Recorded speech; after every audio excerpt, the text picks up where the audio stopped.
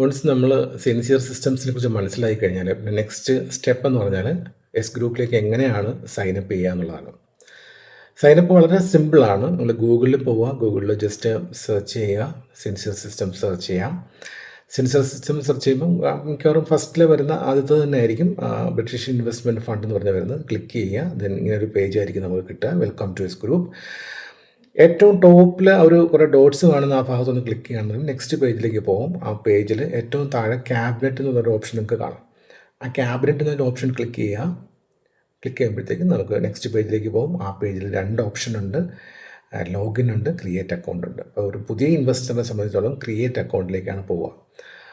അവിടെ നമ്മുടെ personal details കൊടുക്കണം. നമ്മുടെ first name, then second name, ഒരു നിക്ക് നെയിം നമുക്ക് കൊടുക്കാം. നമുക്കിഷ്ടമുള്ള നമ്മളുടെ ഒരു ചുരുക്കപ്പേര്. അത് നേരത്തെ ആരും എടുത്തതാവരുതെന്നുള്ളതേ ഉള്ളൂ. അത് സെർച്ച് ചെയ്യാൻ പറ്റും. നിക്ക് നെയിം കഴിഞ്ഞിട്ട് നിങ്ങളുടെ പാസ്വേഡ് വളരെ സെൻസിറ്റീവ് ആയിട്ടുള്ള പാസ്വേഡാണ്. 2 പ്രാവശ്യം കൊടുക്കുക. അത് സെയിം ആയിരിക്കണം. ഇമെയിൽ ID കൊടുക്കുക. ഇമെയിൽ IDയും ടെലിഫോൺ നമ്പറും കൊടുക്കുമ്പോൾ ശ്രദ്ധിക്കുക, വളരെ സൂക്ഷ്മമായിട്ട് തന്നെ കൊടുക്കുക, മിസ്റ്റേക്സ് ഇല്ലാതെ. കാരണം നമ്മുടെ 2FA കോഡ് അല്ലെങ്കിൽ OTP ഒക്കെ വരുന്നത് ഇനീഷ്യലി അത് ഇമെയിലിലേക്കായിരിക്കും, നമ്മുടെ മൊബൈലിലും ഒക്കെ ആയിരിക്കും വരിക. അപ്പോൾ അതുകൊണ്ടത് കൃത്യമായിരിക്കണം.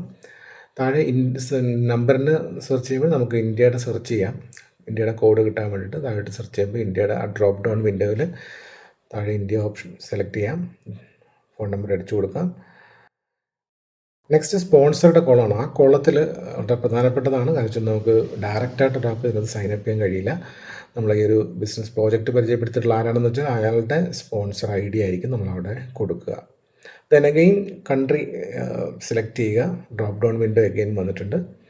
അതിൽ കൺട്രി നോക്കിയിട്ട് അതിൽ പോയി ഇന്ത്യ ഉണ്ടാവും. ഇന്ത്യ സെർച്ച് ചെയ്തിട്ട് അത് സെലക്ട് ചെയ്യുക.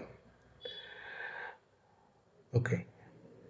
പിന്നെ നമ്മുടെ ടേംസ് ആൻഡ് കണ്ടീഷൻസ് അക്സെപ്റ്റ് ചെയ്യാനുള്ള ഓപ്ഷനാണ്. ഒരു ലോങ് ടെക്സ്റ്റാണ്, വായിച്ച് നോക്കാം. അത് കഴിഞ്ഞിട്ട് അക്സെപ്റ്റ് ഇടാം. നെക്സ്റ്റ് നമ്മുടെ 18 ഇയേഴ്സിന് മുകളിലാണെന്നുള്ളതിനെക്കുറിച്ചുള്ള അതും ക്ലിക്ക് ചെയ്ത് കൊടുക്കുക. ഈ രണ്ട് ടേംസ് ആൻഡ് കണ്ടീഷൻസും അതുപോലെ തന്നെ നിങ്ങൾ ഏജിനെ കുറിച്ച് അത് കൺഫേം ചെയ്ത് കൊടുത്തു കഴിഞ്ഞാൽ നിങ്ങൾക്ക് സൈനപ്പ് ചെയ്യാനുള്ള റെഡി ആയിട്ടുണ്ട്.